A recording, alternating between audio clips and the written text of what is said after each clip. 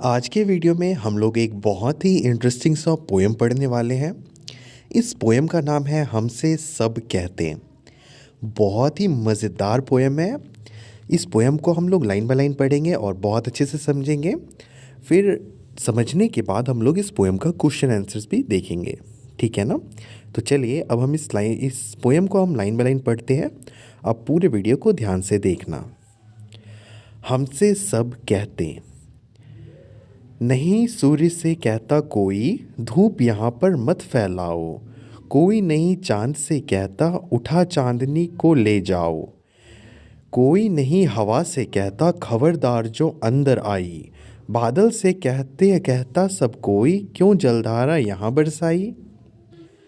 फिर क्यों हमसे भैया कहते, यहाँ ना आओ भागो जाओ। अम्मा कहती है घर भर में खेल खिलौने मत फैलाओ। पापा कहते बाहर खेलो, खबरदार जो अंदर आए। हम पर ही सबका बस चलता, जो चाहे वह डांट बताए। तो क्या आपके साथ भी ऐसा होता है क्या कि घर पर आप जहाँ भी जाओ आपको डांट पड़ती हो? लाइक आपके जो बड़े भाई हो या बड़े बहन हो, अगर आप उनके पास जाते होंगे तो आपको डांटती होगी। वह कहती होगी कि जाओ यहाँ से, अभी मुझे पढ़ने दो, या अभी मुझे जो भी काम करती होगी काम करने दो।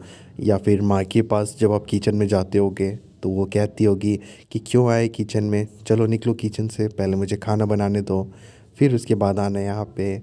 या फिर पापा पापा भी आपको शायद कभी भगाए होंगे कि हटो यहाँ से, मुझे अपना काम करने दो, या फिर मुझे न्यूज़पेपर पढ़ने दो। तो क्या आपके साथ भी ऐसा होता है क्या? अगर होता है तो आप प्लीज़ मुझे बताना, ठीक है? तो चलो मैं आपको अब लाइन बाय लाइन पढ़कर बताता हूँ। यहाँ पर एक बच्चा है, वो कहता है, नहीं सूर्य से कहता कोई, धूप यहाँ पर मत फैलाओ। तो वो बच्चा बोलता है कि सूर्य भगवान से तो कोई नहीं कहता, जब गर्मी में बहुत धूप होती है तो कोई तो सूर्य भगवान से नहीं कहता कि यहाँ पे मत धूप फैलाओ, यहाँ से चले जाओ।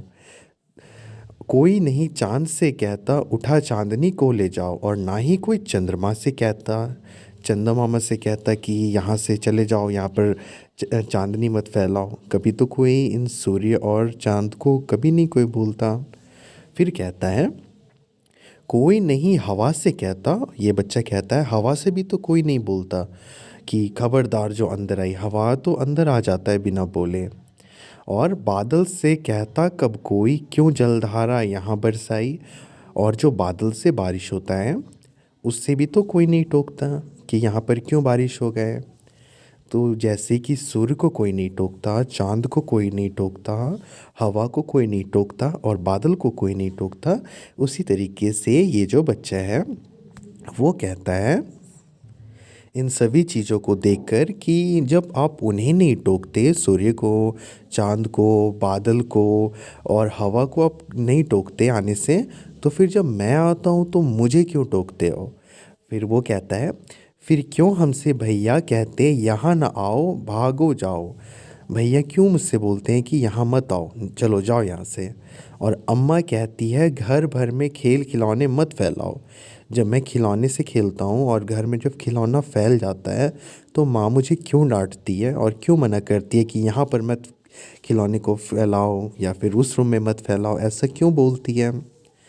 फिर कहता है पापा कहते बाहर खेलो, और पापा क्यों मुझसे बोलते हैं बाहर खेलने को, खबरदार जो अंदर आए, मतलब कि घर पे मत खेलो, चलो जाओ बाहर ही खेलो। हम पर ही सबका बस चलता, और कहता है कि मुझ पर ही सबका बस चलता, सब मुझे ही डांटते, उस सूर्य को, चांद को, बादल को और हवा को कोई कुछ नहीं कहता, सब मुझे ही कहते हैं। जो चाहे वह डांट बताए और जिसे दिल करता है वो मुझे ही डांटता है।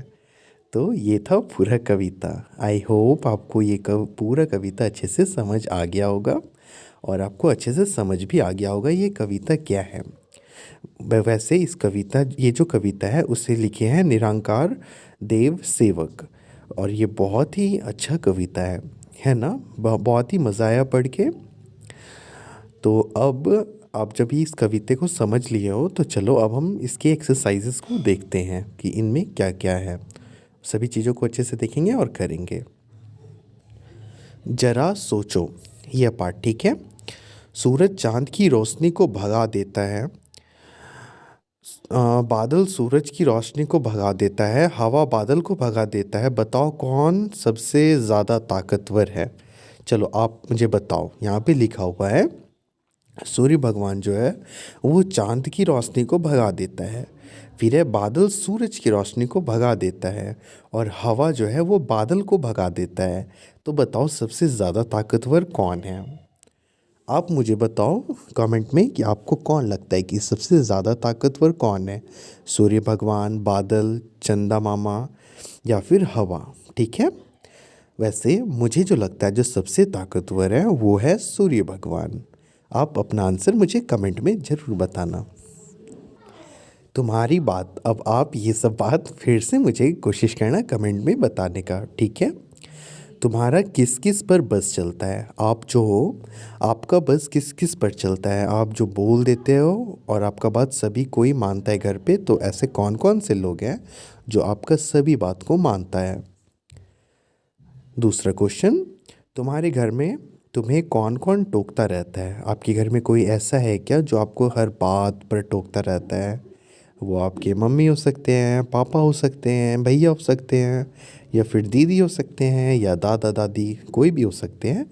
तो क्या आपके घर पे कोई है ऐसा जो आपको हर चीज़ में टोकते हैं।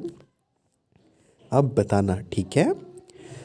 तीसरा क्वेश्चन, किन किन बातों पर तुम्हें अक्सर टोका जाता है, और कौन कौन से ऐसे बात है जिससे कि आपको घर वाले आपको हमेशा टोकते हैं। लाइक आप टीवी देखते होगे तो आपको टोकते होंगे, या फिर आप फ़ोन चलाते होगे तो आपको टोकते होगे। तो ऐसा कौन कौन सा ऐसा बात है जिस पे कि आपके फैमिली मेम्बर्स, जो आपके फैमिली में लोग हैं, वो आपको टोकते हैं। आप प्लीज़ मुझे बताना, मैं आप सुनना चाहूँगा, ठीक है। तो बस इतना ही था क्वेश्चन आंसर्स। आप इन सभी को अच्छे से समझ लिए होंगे, ऐसा मैं उम्मीद करता हूँ। अब नेक्स्ट वीडियो में मैं एक अलग चैप्टर के साथ मिलूँगा आपसे।